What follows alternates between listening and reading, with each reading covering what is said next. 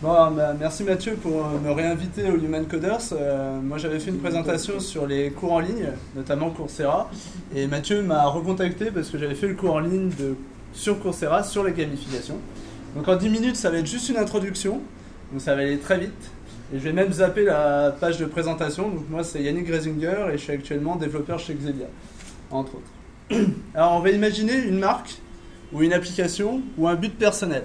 Alors qu'est-ce qu'on peut faire avec ça? Qu'est-ce qu'on va créer avec ça? On peut créer de l'engagement, on peut créer de la motivation pour une marque, que les gens reviennent chez vous, reviennent dans votre boutique, reviennent sur votre site. On va on va vouloir par exemple faciliter la progression. Comme sur un acrobranche, malgré la difficulté, on va offrir un parcours aux gens pour qu'ils puissent progresser jusqu'à faire la noire ou l'extrêmement difficile. Ce qu'on va vouloir faire aussi sur une application, c'est favoriser le travail en équipe. Alors pour ceux qui connaissent Etiatom ou ce genre de choses, il y a des applications qui sont faites pour travailler sur la lutte contre le cancer. Donc là, on essaie de faire venir plein de gens qui ne sont pas obligatoirement des chercheurs et les faire travailler ensemble pour qu'ils arrivent à peut-être potentiellement, avec leur créativité, trouver une solution. Et enfin, une des dernières choses les plus importantes, c'est on aimerait changer les gens, changer le comportement des gens. Créer des nouvelles habitudes. Le plus classique, c'est on veut aller courir tous les matins ou une fois par semaine. Donc comment on va pouvoir faire ça? Et ben en fait, c'est des objectifs. Enfin, je sais pas qui n'a jamais joué à un jeu vidéo ici. Faire rapide ce que ça a le chronomètre. Bon, personne. Donc c'est des objectifs qui sont déjà atteints par le jeu. Alors bien sûr, ou malheureusement, il y a ce genre de jeu. Donc pour ceux qui ne connaîtraient pas ou qui vivraient dans une cave, c'est Candy Crush. Donc vous avez dû recevoir une notification. Alors moi je vois pas l'intérêt, mais à première vue c'est quand même super intéressant pour pas mal de gens qui reviennent régulièrement, voire tous les jours. Alors bien sûr, bon, comme Mathieu, moi c'est plutôt ce genre de jeu là. Enfin moi j'étais plutôt joueur PC, mais bon voilà. C'est les jeux qu'on connaît tous. Alors pourquoi ces jeux sont extrêmement intéressants? Parce que en fait ils ont une capacité. D'après le monsieur, je ne prononcerai pas son nom en bas, ils ont une capacité à créer un flux entre l'ennui et l'anxiété, c'est-à-dire la peur. Alors qu'est-ce que c'est que l'anxiété? C'est que vous avez un challenge très difficile à faire, et vous ne savez pas quand le faire. Donc vous allez avoir du mal, vous allez avoir peur, vous allez dire comment je fais, j'y arrive pas.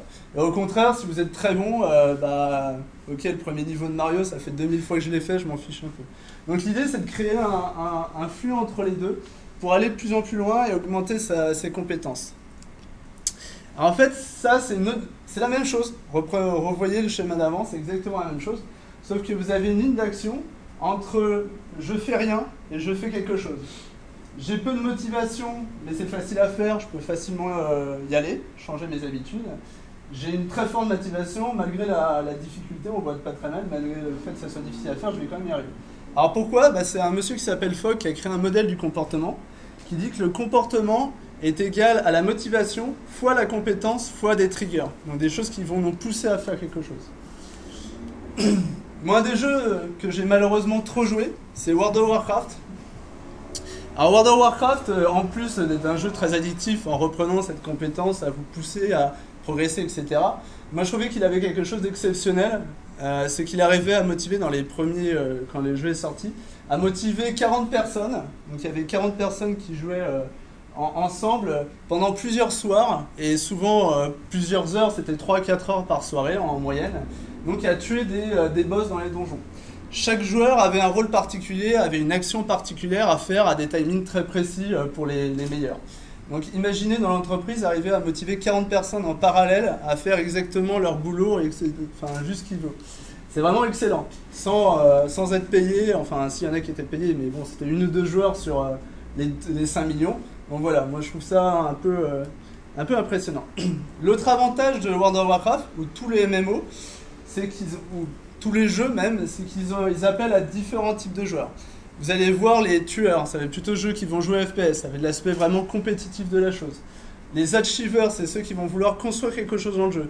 Ceux qui jouent à Minecraft sont plutôt situés dans ce genre de personnes. Ceux qui aiment bien faire du contact social, donc c'est plutôt Second Life. Bon, je sais pas si on peut appeler ça un jeu, mais on va plutôt retrouver ça. Et enfin, les explorateurs, c'est les gens sur World of Warcraft qui allaient explorer toute la map jusqu'à trouver même des zones qui étaient normalement inatteignables. Donc au final, c'est quoi la gamification? C'est l'utilisation de ces éléments et de ces techniques du jeu vidéo, du game design, dans un contexte différent, dans un contexte plus business. Alors je vais prendre un exemple assez extrême. Je connais pas le nom du jeu, mais à mon avis c'est un jeu Facebook. Farmville c'est la même chose. Alors ils reprennent à l'extrême, c'est un jeu qui, vous voyez les points, les ressources, les quêtes, les avatars, vos amis qui sont connectés, la progression, les niveaux. Si vous avez joué à un jeu, vous retrouvez au moins la moitié, voire tous les éléments. Et en fait, on peut prendre un autre site. Alors ça aussi c'est un exemple. Vous allez retrouver les avatars, vos contacts, le forum, les récompenses, les points, les niveaux, les quêtes, les badges, les graphes sociaux. Alors bon, ça c'est un peu un exemple extrême qui reprend tous les éléments pour bien montrer qu'ils ont bien fait la gamification. Mais si vous voulez un exemple un peu plus connu pour les développeurs, allez voir Stack Overflow et vous allez voir une gamification très très bien faite. Avec des badges, avec des quêtes. Les quêtes, c'est répondre le plus vite possible à la première question. Vous allez gagner plus de points. Plus vous avez de points, plus vous avez passé des badges, des niveaux, et vous allez pouvoir modérer les réponses, etc. Devenir un dieu du Java, tout ce que vous voulez. D'autres exemples un peu plus connus. Alors, un exemple que j'aime bien, qui mélange un peu UX et gamification, c'est LinkedIn. Donc, j'imagine que tout le monde connaît à peu près. Donc, ils ont rajouté ça il y a je ne sais plus combien de mois, enfin c'est plutôt d'années. Donc une barre de progression qui vous pousse à aller plus loin, à finaliser votre CV. Vous avez Foursquare, donc, qui est très connu, c'est une des premières applications qui a utilisé la gamification pour pousser leur application et se faire connaître. Donc vous avez cette notion de badge, quand vous revenez plusieurs fois dans le bar du quartier, si vous êtes toujours celui qui revient le plus, vous allez gagner maire du bar. Et grâce à ça, quand vous avez le badge maire du bar, vous allez pouvoir aller avoir des promotions avec votre bar qui va vous dire si vous êtes le maire ou si vous êtes les 3 premiers à venir le plus souvent, vous aurez des promos. Donc comment utiliser la gamification pour créer du business, créer du revenu. Un autre exemple un peu plus poussé en termes de jeu, parce que souvent la gamification c'est juste cette notion de badge, de points et ça apporte pas grand chose. Là on rajoute le fun en plus, le fun qu'on trouve dans le jeu vidéo. C'est une application qui pousse les gens à aller courir. Et comment ils font ? Ils font comme si vous étiez dans un monde où vous aviez des zombies, vous êtes poursuivi par les zombies. Donc il faut aller courir, il ne faut plus s'arrêter, etc., etc. Et bien sûr vous pouvez le partager sur Facebook parce que c'est de la gamification. Alors je fais plus vite que quand je répète, c'est toujours pareil. Pour finir, ça c'est pas moi qui l'ai inventé, c'était je n'ai plus son nom, le monsieur qui fait le cours sur Coursera, qui propose un framework de comment implémenter la gamification. Donc la première étape, avant de mettre directement les points, les badges, les niveaux, etc., c'est de comprendre qu'est-ce qu'on veut faire, quels sont les objectifs business. Est-ce qu'on veut créer de l'engagement? Est-ce qu'on veut faire venir les gens acheter, etc. Est-ce que sur Stack Overflow, on veut que les gens répondent le plus rapidement possible et le plus souvent à toutes les réponses? Délimiter les comportements de la cible, ou plutôt des utilisateurs. Qu'est-ce qu'ils aiment bien faire? Est-ce que sur Stack Overflow, les gens préfèrent répondre ou lire les réponses? Qu'est-ce qu'on va faire dans ce cas-là? Comprendre les utilisateurs, donc est-ce que c'est plutôt des gens qui sont plutôt dans la compétition, dans l'achievement, dans le partage? Un des trucs qui est très intéressant, c'est concevoir ces boucles d'activité. C'est ce que j'ai expliqué dans Stack Overflow. Il y a une réponse qui apparaît, on va pousser les gens à les répondre le plus vite possible. Donc ceux qui posent les questions se disent « Putain, Stack Overflow, ça marche. Tout le monde répond rapidement à mes questions. » Quelque chose qui est très dur à faire à mon avis, parce que justement, on a l'impression d'être dans le business et pas dans un vrai jeu vidéo, c'est de mettre du fun. Qu'est-ce qui peut rendre fun sans être obligé de mettre un point, un niveau. C'est un peu le problème de Candy Crush pour moi, c'est que tout de suite on te dit t'as gagné un niveau, t'as gagné 10 points, t'as gagné machin, et en fait c'est pas drôle. Enfin c'est chiant. Et enfin, à la fin, c'est là où vous pouvez déployer les outils et les techniques, genre les points, les badges, les leaderboards. Alors comme j'ai un peu de temps, j'avais une surprise. Je ne sais même pas si je vais pouvoir l'expliquer, parce que je n'ai pas répété. Donc l'idée c'est que vous avez une pyramide qui est proposée aussi par le cours, avec au départ les composants, ça va être justement ces points, ces badges, les mécaniques, ça va être les boucles d'activité, et dynamique, ça va être la grammaire, tout ce qui fait l'ensemble de votre jeu. Donc toujours pareil, c'est avant de partir sur les bases, sur les points super techniques, on va mettre des points, des badges, et comprendre qu'est-ce qu'on veut faire. Et voilà. Et vous avez aussi 30 secondes d'avance.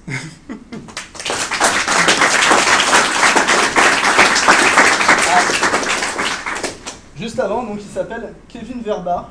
Alors moi, j'ai tout copié sur lui, toute la présentation. Allez faire son cours, c'est un des meilleurs de Coursera. Sans problème, vu le nombre de courses que j'ai fait sur Coursera. Faites-lui confiance, on en a fait tous. Oui. Oui, alors déjà, merci, c'est une intro très intéressante sur le sujet. J'ai aussi fait le cours sur ça, j'ai commandé le bouquin For the Win. Ouais, non, je l'ai pas lu. Merci, je ne l'ai pas encore reçu. Moi j'ai une question en plus d'ordre moral, qui m'a interpellé sur le cours, et il a mentionné très rapidement, mais c'est sur ce côté manipulation. Au final, on induit des comportements chez les gens. Alors, ça peut être utilisé effectivement dans du marketing, mais moi j'ai vu utiliser de la gamification aussi au travail, vraiment, pour induire le travail des gens et pour les motiver plus au travail. Ouais. Qu'est-ce que tu en penses, toi, je pense qu'on est dans un contexte de société où il y a beaucoup de questions comme ça. Énormément, en fait, moi je m'intéresse beaucoup à la psychologie, et en fait avec les découvertes en psychologie on voit toutes les techniques de manipulation qui sont possibles et inimaginables, et quand on connaît en plus des hypnotiseurs dans la vraie vie, on devient complètement fou. Je pense que c'est toujours pareil, quoi, et c'est ce qu'il dit, la question en fait elle a pas de réponse à part prochain bac de philo, répondez-moi en 10 points. Non, c'est je sais pas ce qu'on pourrait dire. Je pense que oui, il y a des techniques qui vont pousser les gens à rendre accros. C'est le problème. C'est comme ça qu'ils gagnent leur argent. Hein. Les Farmville, les Zynga, ils ont monté comme ça, grâce à cette notion. C'est pour ça aussi que j'ai arrêté World of Warcraft. C'est qu'à un moment, j'ai compris que c'était très bien. C'est qu'en fait, il y a ces courbes de progression parfaites qui ne ressemblent pas du tout à la réalité. Où, dans la réalité, vous avez souvent des choses qui sont très difficiles à faire. Et pour le faire, il va falloir bosser. Et avant d'y arriver, il va y avoir une étape très difficile où on va rater. Si demain vous dites je vais apprendre le skate, vous n'allez pas faire un 3-6 flips directement, quoi. Vous allez vous gameler, vous allez vous faire mal, etc., etc. Et la vie c'est ça. Et c'est ça. Et le problème de tous ces jeux-là, tous les jeux vidéo, alors à part les jeux vidéo japonais qui sont capables de ces jeux vidéo japonais, ils ont cette courbe de progression parfaite où on fait que de gagner des points, et on a l'impression qu'on est toujours en train de progresser.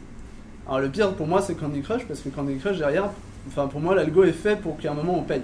C'est-à-dire même c'est pas lié à la compétence, je suis sûr qu'ils ont un algo qui fait que quand la personne commence à trop jouer, on la fait perdre, et quand il revient, il commence à gagner. Ça c'est mon impression, hein, parce que le peu que j'y ai joué, je laissais tomber, je revenais, je passais direct le niveau, à chaque fois. C'est limite... Ou alors j'ai beaucoup de chance. Mais tout le monde, vous regardez les gens comment jouent avec Candy Crush, ils jouent, ils commencent à perdre, ils doivent payer, ils arrêtent, ils reviennent le lendemain, ils passent direct le niveau. Parce qu'ils ont le bon truc, le bon niveau. Donc oui, il y a une dérive qui est sûre. Après, c'est comme la publicité, etc. La manipulation, elle est là. C'est aux gens d'apprendre ce que c'est la gamification, d'apprendre ce que c'est les techniques de manipulation, la psychologie, et d'arriver à s'en sortir, quoi. Parce que les gens, le marketing, dès qu'ils ont accès à ça, ils se disent « Ouh, super ». Voilà, j'ai pas de meilleure réponse que ça. Oui. Est-ce que tu n'as pas l'impression, de là je commence des questions éthiques, qu'il y a une espèce d'effet d'accoutumance, c'est-à-dire que l'ensemble des sites commencent à mettre en place des systèmes de communication comme ça, on est sourire et ça ne parle plus. Alors, ça s'essouffle par lui-même, c'est des mécanismes.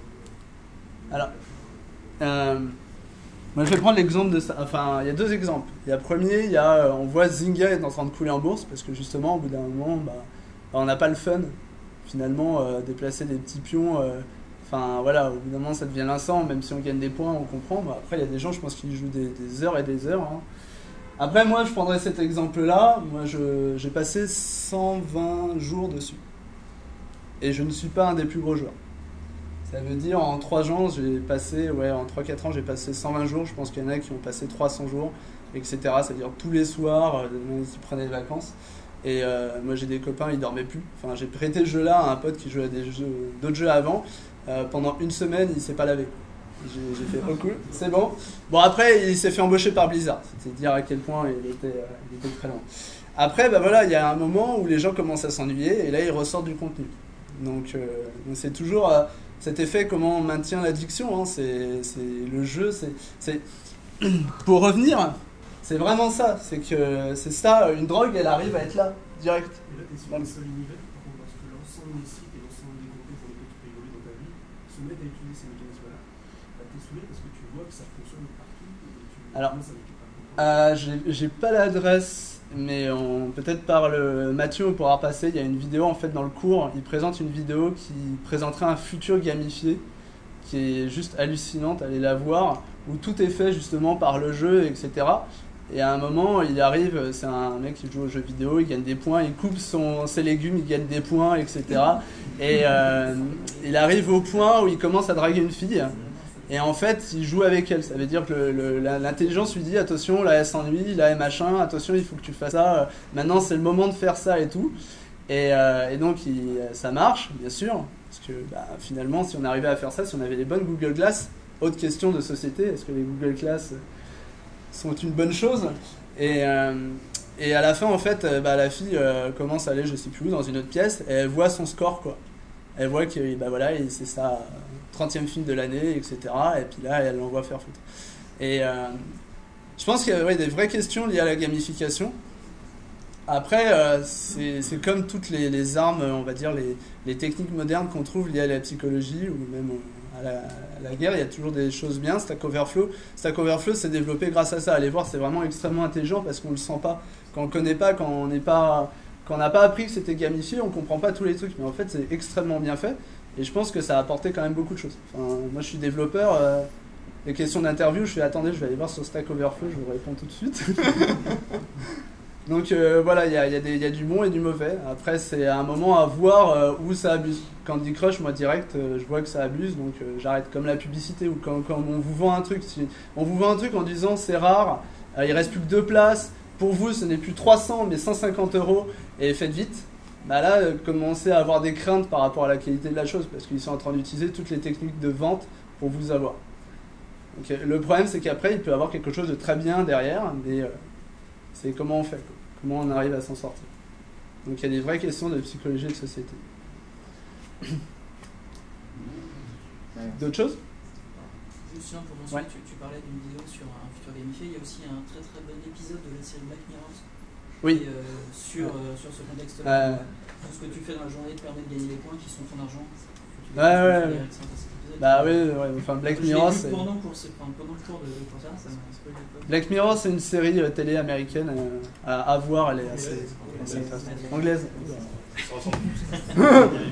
Oui. Un exemple de gamification qui est complètement foiré, qui fait l'inverse justement. Alors, il doit en avoir, j'en ai pas comme ça, mais je pense que ça doit exister, quoi. Angry Birds, ils ont essayé pendant 4 ans une vingtaine de jeux différents et de formules différentes avant que ça marche. Par exemple. Donc je sais pas ce qu'ils ont raté, mais ça leur a mis une quinzaine d'essais avant d'arriver à quelque chose qui marche bien. Je pense en fait le cas le plus typique, c'est ce que dit le professeur, il dit c'est de pas de placer des points, des niveaux, des classements, et puis voilà, ça va marcher, c'est gamifié, quoi. C'est de comprendre qu'est-ce qui va pousser les gens à jouer. Et souvent, pas oublier, c'est le côté fun, c'est le côté partage, c'est le côté qu'est-ce qui fait qu'on joue à un jeu de plateau. Il y avait un très bon exemple où peut-être plus un jeu de plateau ou un jeu dans la vraie vie que Candy Crush ou World of Warcraft. Même si World of Warcraft a sûrement des très très bonnes choses à reprendre, quoi. Enfin, World of Warcraft, c'est vraiment Blizzard fait des jeux parfaits, en fait. C'est un déganisé. J'exagère, mais ils sont juste... Ils perdent quand même des joueurs... Parce qu'au bout d'un moment...